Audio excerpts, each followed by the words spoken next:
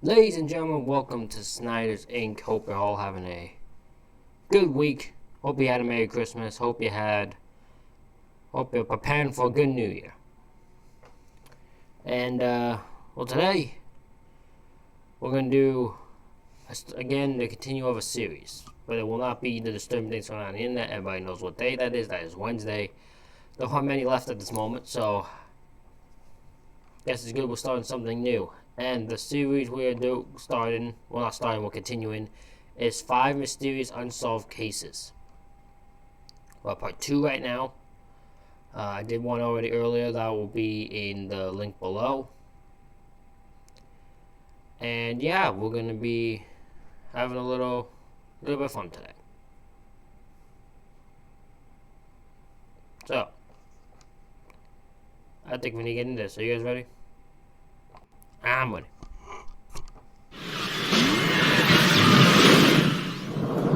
They decided it was time to go for me.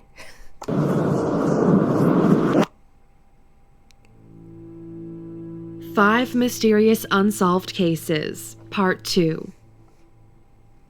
Number 1. The Jameson Family.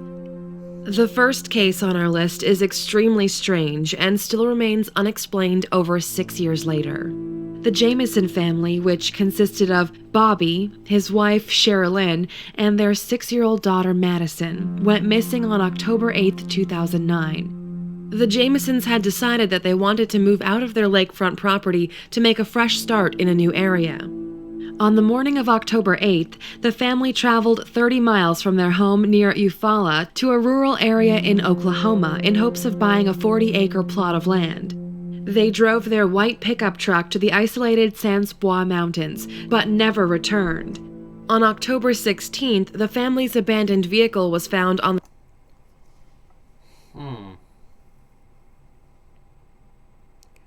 Okay, so this is unsolved, so we can only make predictions here. My guess might be they crossed paths with people they shouldn't have crossed paths with, or maybe the father wanted to take out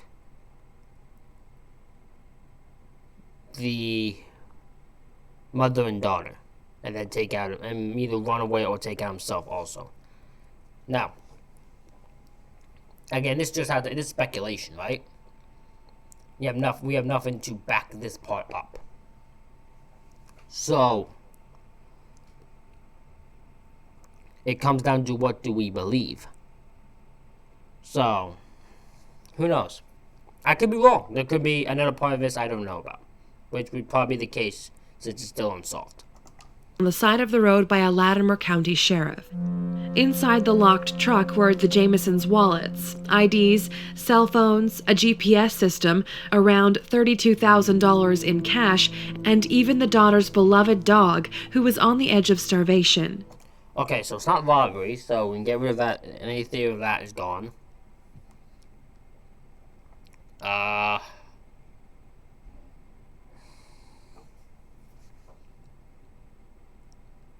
Yeah, so my 2 theories still stand.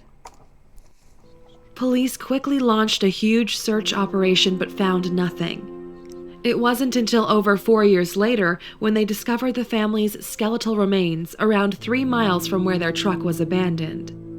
An autopsy was performed, but the remains were in such a bad state that the cause of death could not be determined. On the day before their disappearance, security cameras from their home caught the Jamesons as they loaded up their truck. Investigators claimed the pair looked as if they were in a trance-like state, walking from their house to the truck over 20 times without speaking to each other once.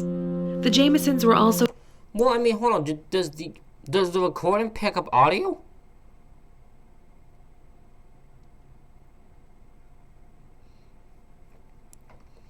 Because if it doesn't pick up audio, you don't know they're not saying anything to each other. They could be just talking as they're walking. I find the thing they're in a trance somewhat ridiculous, but that's what they're going with. very thin and emaciated around the time they went missing, which has led to theories that the pair were hooked on crystal meth. However, police found no drugs or drug paraphernalia in the home. Months prior to the disappearance, the Jamisons had... Yeah, I don't buy, because that would... I feel like that's supposed to imply they went to go get drugs. And I'd have to believe that these parents have at least enough pride in them not to take their daughter to go get drugs with them. I have to think they have some pride for that. Had become very paranoid and told some of their friends and family that their house was haunted and explained that they had seen spirits.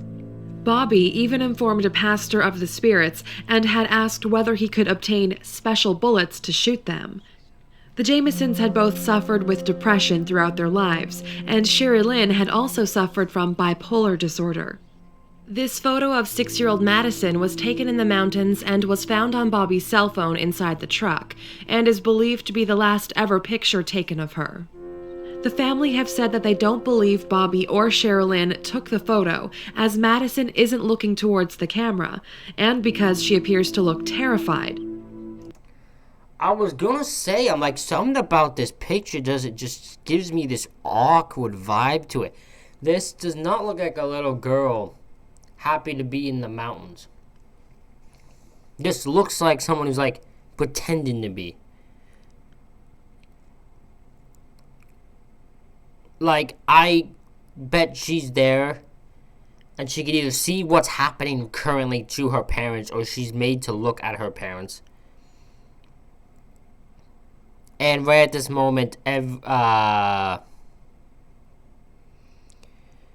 they just took his picture just so people had like a lasting memory. Because maybe again, I'm just speculating just a bunch of stuff here. I'm just gonna start throwing ideas out. Maybe my theory, they ran into people they shouldn't have ran into. And maybe they didn't want to kick out the child, but the child wouldn't, like, leave the area. Wouldn't leave her parents. So then, at the point, maybe, like, got angry and just did it. I don't know. We don't know. No one knows. But yes, this picture looks way too weird to me. She does not look happy. She looks terrified. There are many theories surrounding this case, from the family getting lost, abduction, a cult sacrifice, a cartel killing, to a murder-suicide. However, over 6 years later, nobody is any closer to knowing what really happened on that day. Probably because the bodies were missing. If you would have had the bodies, like, not the bodies are so bad they can't be thing. If you had that, I'm telling you right now, if they were able to figure out the way they died, I guarantee you it all makes sense. Number 2. Amber Tuckerow. 20-year-old Amber Tuckerow went missing on August 18, 2010. The previous day, Amber, her 14-month-old son, and her female friend flew to Edmonton International Airport from her hometown of Fort McMurray, Alberta. Once the three arrived, they booked themselves into a motel in Nisku, close to the airport, where they could spend the night. The next evening, Amber left the motel to catch a ride into the city of Edmonton. She decided to hitch a ride with an unknown male, which turned out to be the worst mistake of her life. The next day, after... I'm against hitchhiking. In general. Don't like the idea of it. It's too weird to me. The thought of just getting into a random stranger's car, nope, don't sit well with me. I don't like it. I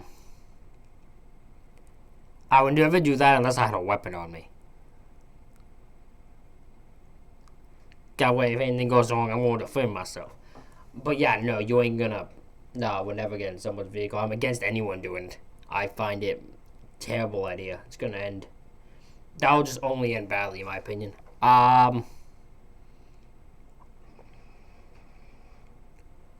But, yeah, it's unfortunate because most of the time it's women who end up missing because the people they get in the vehicles with who are males just happen to be batshit crazy. After not hearing from her, Amber's friend informed her mother, who reported her missing. On August 28, 2012, the Royal Canadian Mounted Police released a 61-second cell phone recording to the public, which captured the conversation Amber had with the unknown man she got a ride with. Police didn't explain how they obtained the recording, but hoped someone could identify the man's voice. Here is the call. I just want to throw this out. I don't know if they're going to mention it or not. Apparently, they have a way bigger, longer recording. Apparently, it's way longer. And I think it says everything. And, like, shows everything. Which is really weird because then it makes it seem like, why are you not releasing that if that's the case? Because I remember hearing on a different thing that they have way longer audio. So, Mickey, if you have longer audio, why are you not releasing the audio? I don't get it. Because, I mean, you can really, the longer it goes, the more people might be able to identify it. I don't know what you think. Where are we by? We're just heading south of Beaumont, or north of Beaumont. We're heading north of Beaumont. Yo, where are we going? Is she on okay, so here's the thing I'm never figured out. Is she just recording audio in case something happens? Is she on a phone call? Why is she recording the audio? That is the only thing. Did she get that gut feeling? You ever get that gut feeling when you think something's going wrong? I feel she probably must have. And I think she got the gut feeling that something was going to go wrong, as she was in the vehicle driving. So she recorded audio to make sure, if anything would be happen, it would be heard. Little did she probably know that no one would freaking release it. No, this is a... Are you fucking kidding me? You better not be taking me anywhere I don't want to go. I want to go into the city. Jeez. Yo, we're not going into the city, are we? No, we're not. Then where are these roads going to? 50th Street. 50th Street. Are you sure? Absolutely.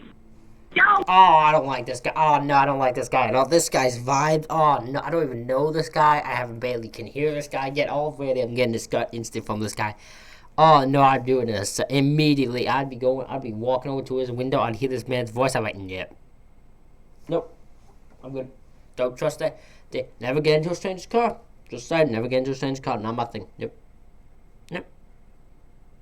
Not my thing. Bad choice. Unfortunately, she made a bad choice, and now no one knows where she is. Where are we going? 50th Street. 50th Street? 50th Street. East, right? Oh, this is the. Oh, no, I don't like this guy. I don't like this guy at all. Oh, I hate this guy completely.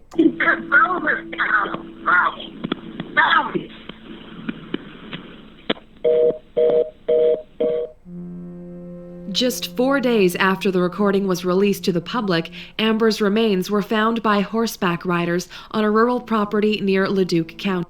Okay, so I was wrong. They found her. They know where she is. They found her body, unfortunately. Oh, man. What have you...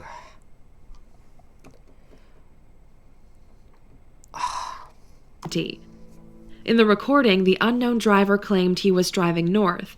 However, RCMP investigators believe that instead of driving north to the city, he drove southeast along the rural roads of Leduc County. Although police released the 61-second recording, the call actually lasted for 17 minutes, which is practically the amount of time it would take to drive from the motel Amber was last seen to the location where her body was discovered. Why have you not released that call? You have it. Why have you not released it? If you have the 17-minute call, release the call. I want to know more. Release the call. CBC News has learned that the call actually came from Amber's brother, who was locked up in the Edmonton Remand Center, where all outgoing calls are recorded. Oh, that's even better. Oh, that's even... What? Hold on, so this guy was on a call for 17 minutes listening to this weird-ass conversation between this guy and the girl? Who did... Oh, man. Okay, just gonna throw this. I'm surprised the conversation went that long. These police officers, apparently we've seen in the prison freaking video, aren't nicest guys when it comes to things. So I'm shocked they let a call go 17 minutes. But yeah, there was something really off. For it to go long, I bet you he told police what I said. I bet you he got a gut feeling too when listening to it. It's like, this isn't right. So he probably stayed on the phone hoping that the longer it went, and the more the person knew she was on the phone, he would end it, and then I guess that he wouldn't do anything. Then unfortunately the phone call ended. Man, that's insane. Police have said due to the recording, they have received hundreds of tips, but still have not identified the unknown driver. Number 3. Madeleine McCann. In late April of 2007, Kate and Jerry McCann went on holiday to Portugal with their 3 young children and a group of their friends. At 10:14 p.m. on Thursday, May 3rd, 3-year-old Madeleine McCann was reported missing. Portuguese police received a call claiming that the 3-year-old British girl had been abducted. Earlier that night at around 7 p.m., the McCanns put their children to bed. They say that all 3 were asleep at around 8:30 p.m. They then left the apartment and met up with 7 of their friends for dinner at a... Okay, let me just get it this way. I'm just going to get it out of the way, because I have to say it, because it's driving me insane. Literally, after 5 seconds, I've already annoyed these parents. Why would you put 3 kids to bed and then leave without supervision? No one's watching them. You just left.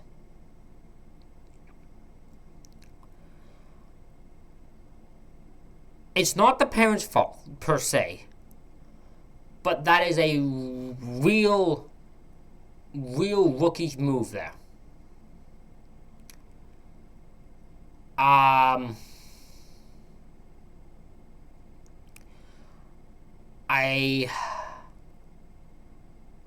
feel, I would hope, at least, that there's some guilt for them, because that choice to leave those children there was the cause of the disappearance of the daughter, because if someone had been there, that wouldn't have happened.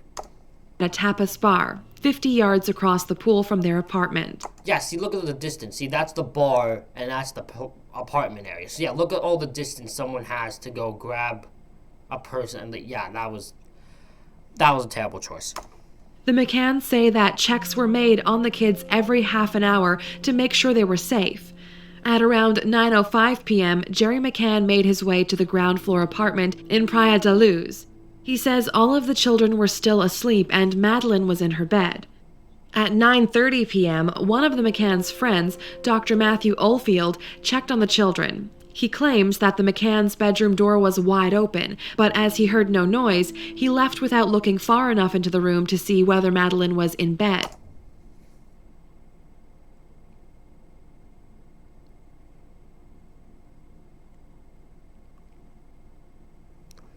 So there's a chance this girl could have been abducted way earlier. There is a chance this girl could have been abducted way earlier and nobody would know because this guy didn't check.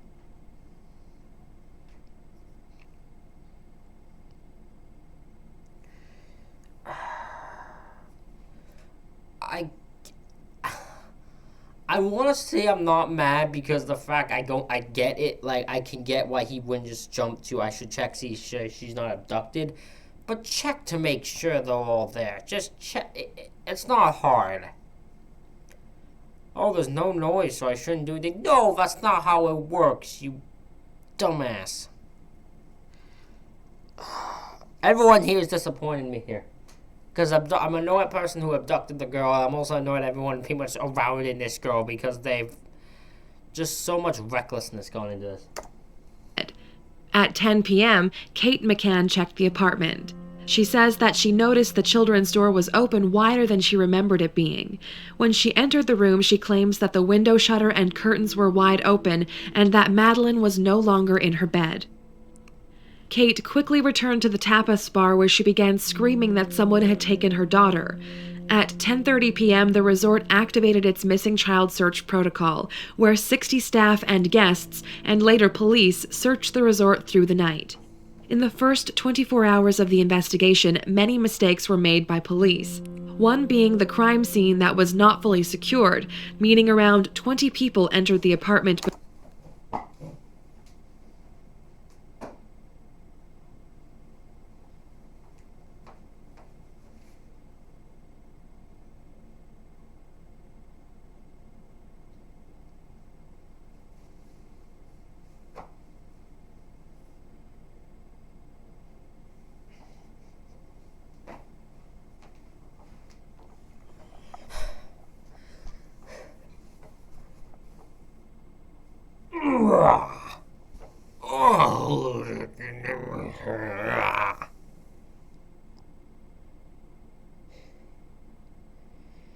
This young girl has been let down by everyone. Everyone. We have the person who abducted her, who is a horrible human being for doing that in the first place. We have a parent who left 3 girls alone by themselves with no guardian for hours just to go have dinner with friends. We have the dude who walked in, barely even gave it a look because he didn't hear a sound, then just left.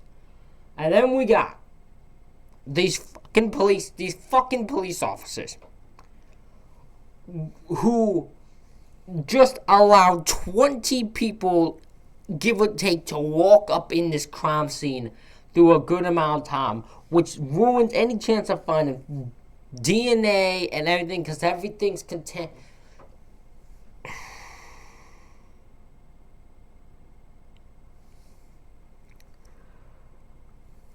I'm sorry, Madeline McCann, I think that's her name, Madeline, that you were let down by everyone. Because that's what has happened. No one gave any thought when it came to this. You were let down by everyone. Before it was closed off, contaminating any potential evidence. Yep. The McCanns quickly became suspects by Portuguese police, as they didn't buy their story and couldn't believe that they left their children unattended. I can believe it, they're stupid. I don't doubt their story. Not at all. It's just because their story makes them look like fucking idiots. I can still believe, even if I knew their story, I'd still think they're suspects. Because that's stupid. There's no logic thought process in this. No. No. Either, because if they didn't, they're not involved. Well, if they are involved, they're idiots. They're horrible human beings. If they're not involved, they're just plain idiots. And horrible parents. So. They theorized that there had been a tragic accident, and the parents had hid Madeline's body and staged the abduction scene.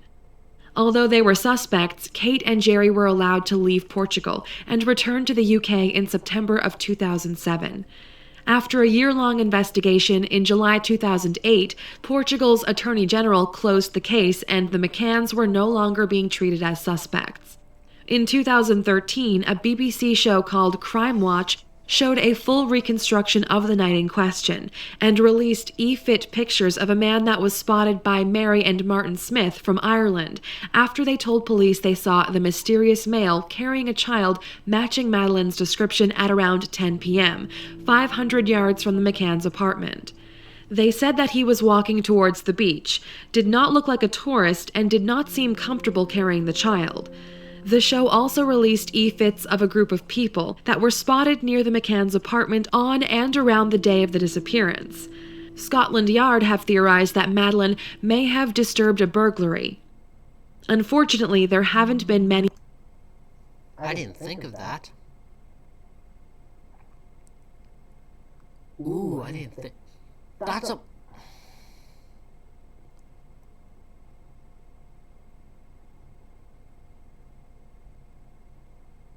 That is a possibility, actually.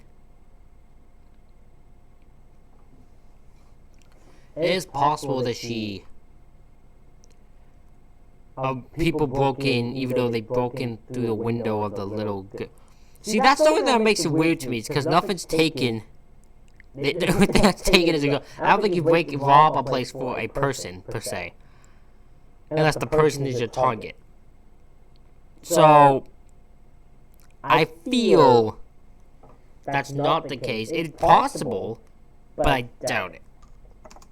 Any other leads, but nearly 9 years later, the McCanns still remain hopeful that Madeleine is alive and will be found.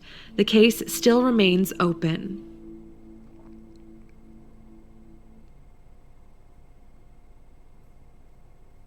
I hope she's found, but I don't want her anywhere near her dang parents because they're reckless and stupid. Number 4. Kaylin Lauder. Okay.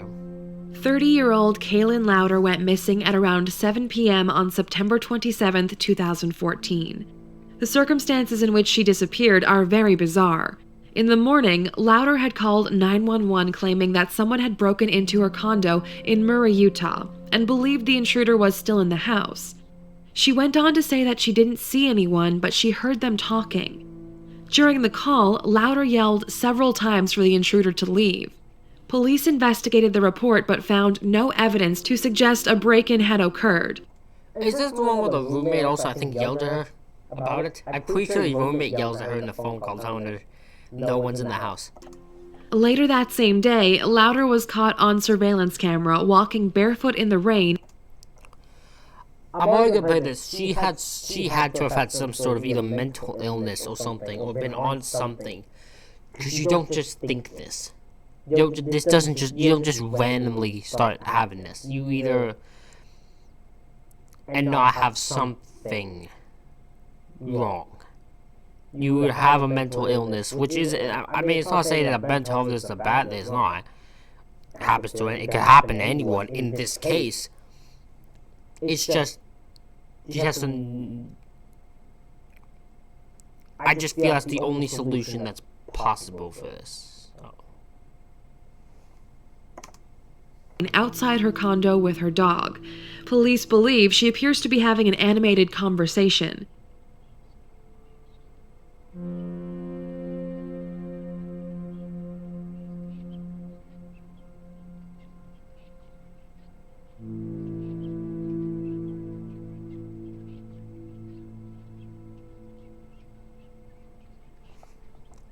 She's talking to a dog. That's all this is. If they're talking about this here, she's talking to the dog because the dog won't go do shits. The dog is not going to shit. Dog's not going to piss. Dog's not going to do anything. She took it out to do its thing, and it's not doing its thing. So she's getting mad. She's telling it to go do its thing. She's not having a conversation with an invisible person, which is the portrayal they're going to try to present. No, and she's not talking with someone who's stalking her. She's clearly just having a conversation with her dog who's not going to do his thing.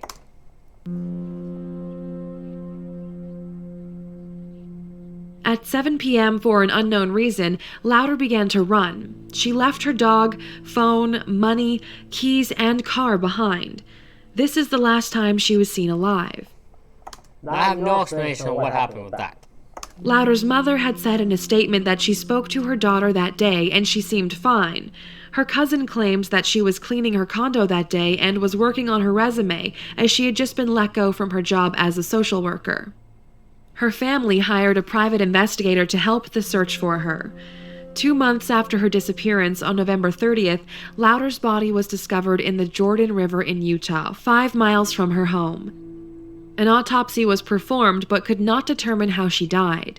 A toxicology report confirmed that there was nothing fatal or illegal in her system. Louder's family say they suspect foul play and do not believe the death was an accident, as she had no history of mental illness. However, Just because you don't have history of it doesn't mean it doesn't happen.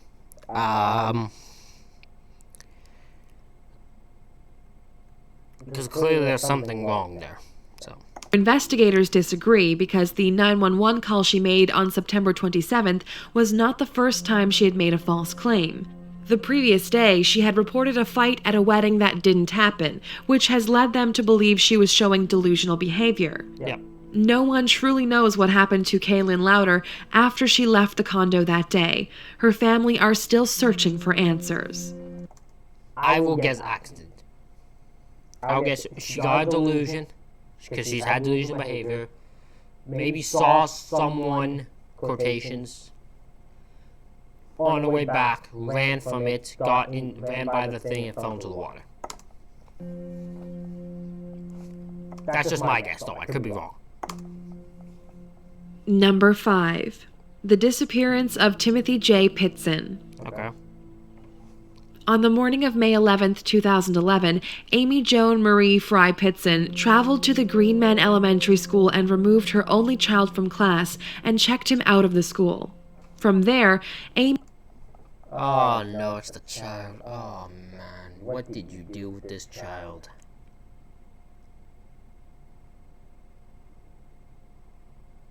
I'm already unprepared to not like this woman. Amy and her 6-year-old son, Timothy J. Pitson, began their unexpected 3-day road trip. I knew it was the child. Their first stop was the Brookfield Zoo in Illinois. After that, they traveled to the Key Lime Cove Resort, where they spent the night. Timothy's father, James Pitson, reported his wife and son as missing once he went to collect his boy from school and found out his wife had already taken him out, which he found strange. So he got a vibe immediately. When he found she told me, she's like, okay, something's not right here. Something's not right, something's gonna go wrong. I gotta report them missing, hoping I can find them before anything happens. The next day, Amy and Timothy traveled to the Kalahari Water Park Resort in Wisconsin Dells. Surveillance from the water park the next morning shows them both waiting in line to check out. Shortly after, at around 1:30 p.m., Amy called several of her family members and friends and explained that her and Timothy were fine. At 7:25 p.m., Amy went to a family dollar store in Winnebago, Illinois, where she purchased stationery. She then traveled to the nearby Sullivan's Foods, where she was spotted once again on a security camera. This time, however, there was no sign of Timothy. Her final journey was at around 11:15 p.m., where she checked into the Rockford Inn in Rockford, Illinois. The next day, at around 12:30 p.m., she was found dead by the inn's employees.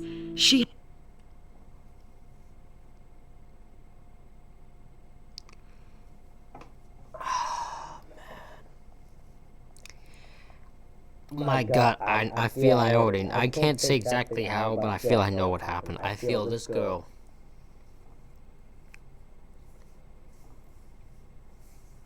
I don't want to say had a mental breakdown, because clearly she was sane enough to know what was going on. So she, I feel,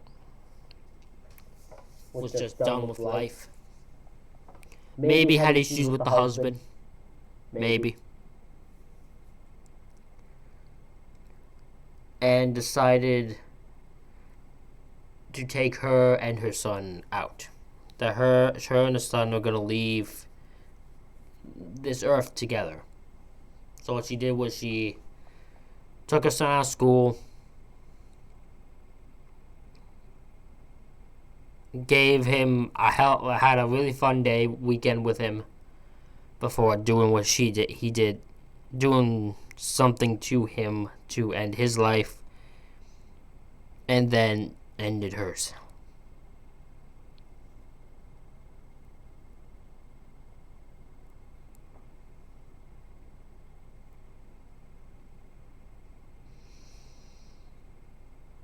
What a horrible human being.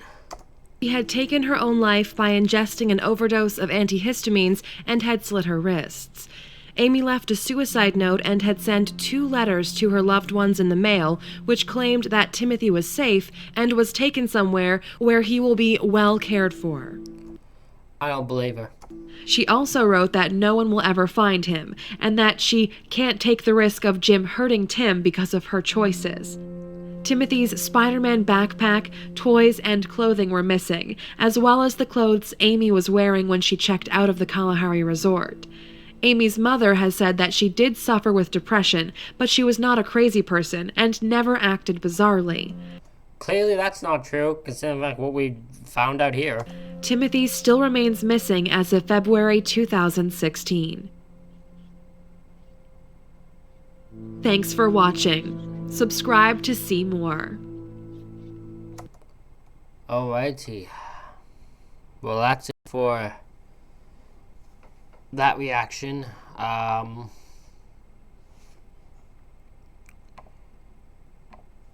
you all enjoyed that reaction video. This will be a series we keep on going. I'm going to pretty much be doing a lot of reactions to this channel throughout the time I'm doing reactions, obviously. So, hope you all enjoyed it, and link will be down in the description below, and I'll see you for the next one.